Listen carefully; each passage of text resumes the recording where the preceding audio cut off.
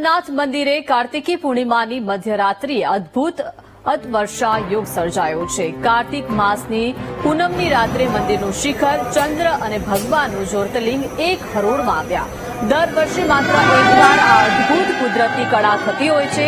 ચંદ્ર પોતાના નાથ સોમનાથ મહાદેવને પોતાની આભા એટલે કે પ્રકાશથી અભિષેક કરે છે।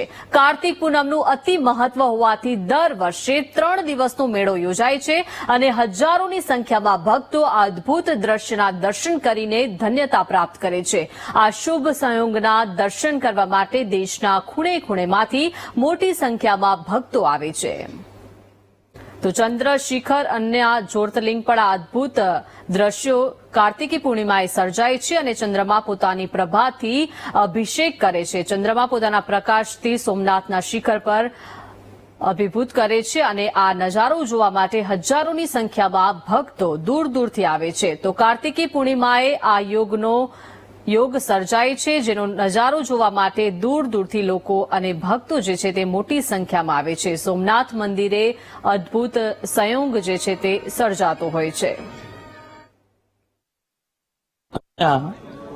હર વર્ષે કાર્તિકી પૂર્ણિમાના દિવસે ભગવાન ભોળાનાથ દેવોના દેવ મહાદેવ જેમણે ચંદ્ર ભગવાનને અહીંયા ધારણ કરેલા, જે ચંદ્રમૌલીશ્વર મહાદેવ કહેવાય, જે સોમનાથ મહાદેવના આ મંદિરની અંદર દર વર્ષે એક ખગોળી એવી ઘટના બને છે કે રાત્રિના 12 વાગે મહાઆરતી થાય છે। મહાઆરતી બાદ રાત્રિના 12 વાગ્યાના સમયે ચંદ્ર ભગવાન જે છે એ એકદમ તે મંદિરના શિખર ઉપર આવે છે અને જ્યાં આગળ ભગવાને ચંદ્ર ધારણ કર્યું હતું એ જગ્યા આ છે।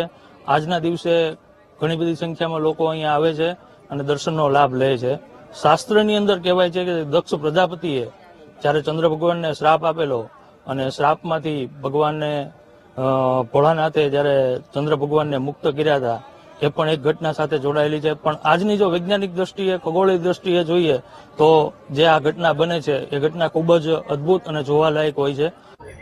કાર્તિક પૂર્ણિમાનો મેળો એટલે આખા સૌરાષ્ટ્ર પંથકમાં જેની લોકો આતુરતાથી રાહ જોતા હોય છે એ મેળાને આજે 5મો દિવસ એટલે કે કાર્તિકી પૂનમ અને આજે એની પૂર્ણાહુતિ છે। ત્યારે ખાસ કરીને આજના દિવસે સોમનાથ મંદિર આમ તો 5 દિવસ રાત્રે 11 વાગ્યા સુધી દર્શનાર્થીઓ માટે ખુલ્લું રાખવામાં આવે છે।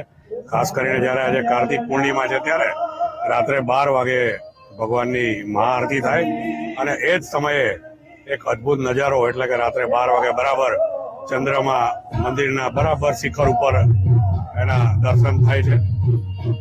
આજના દિવસે લગભગ આ 5 દિવસમાં 11 લાખથી વધારે લોકોએ અંદાજિત આ મેળાની મુલાકાત લીધી છે। મેળામાં આ વખતે સોમનાથ ટ્રસ્ટ અને જિલ્લા વહીવટી તંત્ર દ્વારા સુંદર એક સાંસ્કૃતિક કાર્યક્રમોનું આયોજન કરવામાં આવ્યું, જેનો પણ લોકોએ મોટી સંખ્યામાં લાભ લીધો છે।